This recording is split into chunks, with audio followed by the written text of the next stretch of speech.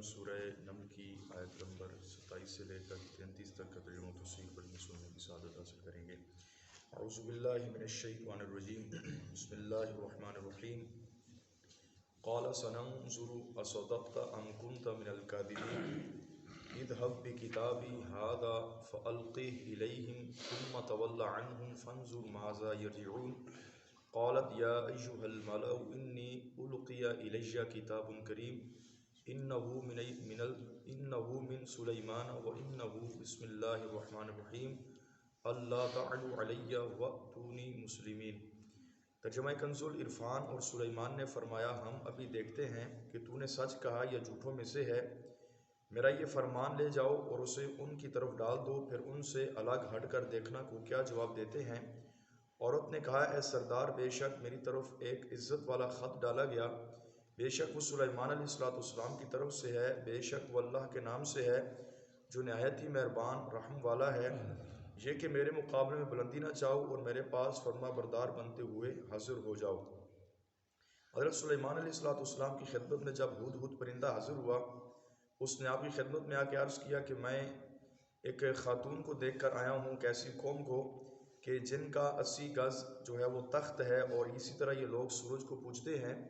تو حضرت سلیمان علیہ السلام نے اس ہدہد سے فرمایا ہم ابھی دیکھتے ہیں کہ تو سچا ہے یا جھوٹا جو تو نے خبر پہنچائی ہے۔ اس کے بعد سلیمان علیہ السلام نے ایک مکتوب خط لکھا جس کا مضمون یہ تھا، اللہ کے بندے سلیمان بن داؤد کی جانب سے شہر سبا کی ملکہ بلقیس کی طرف، بسم اللہ الرحمن الرحیم، اس پر سلام اور ہدایت جو قبول کرے۔ اس کے بعد مدعا یہ ہے کہ تم مجھ پر بلندی نہ چاہو، میری بارگاہ میں اطاعت گزار ہو کر حاضر ہو جاؤ۔ اس مکتوب پر آپ علیہ السلام نے اپنی مبارک مہر لگائی اور ہدہد سے فرمایا میرا یہ فرمان لے جاؤ، اسے ملکہ بلقیس کے پاس جو ہے وہ لے جاؤ، اور فرمایا اس کے اوپر اس خط کو پھینک کر کہیں دور دیکھنا کہ وہ اس کے بارے میں کیا جواب دیتے ہیں۔ چنانچہ ہدہد وہ مکتوب یعنی خط لے کر ملکہ بلقیس کے پاس پہنچا۔ اس وقت بلقیس کے گرد اس کے امراء و وزراء کا مجمع تھا۔ ہدہد نے مکتوب بلقیس کی گود میں ڈالا۔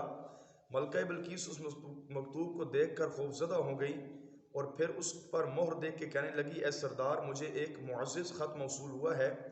ملکہ بلقیس نے اس خط کو عزت والا اس لیے کہا کہ اس پر حضرت سلیمان علیہ السلام کی مہر لگی ہوئی تھی۔ اس نے اسے جانا کہ مکتوب بھیجنے والا جلیل القدر بادشاہ ہے یا اس کے لیے عزت والا۔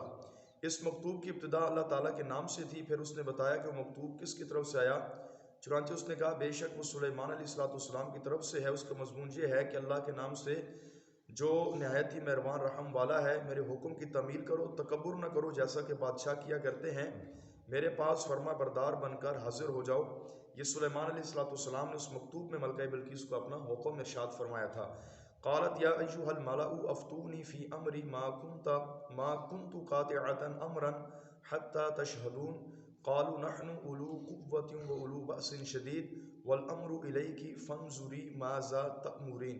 ملکہ نے کہا اے سردار، میرے اس معاملے میں مجھے رائے دو، میرے اس رائے میں مجھے معاملے دو کہ میں کسی معاملے میں کوئی قطعی فیصلہ نہیں کرتی جب تک میرے پاس موجود نہ ہو۔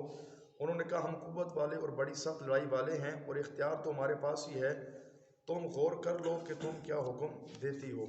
ملکہ بلقیس کو جب یہ خط موصول ہوا تو مکتوب سن کر ملکہ بلقیس اپنی مملکت کے وزراء کی طرف متوجہ ہوئی اور کہنے لگی اے سردار، میرے اس معاملے میں مجھے رائے دو، میں کسی بھی معاملے میں کوئی قطعی فیصلہ نہیں کرتی جب تک میرے پاس حاضر نہ ہو جاؤ، مجھے مشورہ نہ دیا جائے۔ ان سرداروں نے کہا ہم قوت والے ہیں، بڑی سخت جنگ لڑنے والے ہیں۔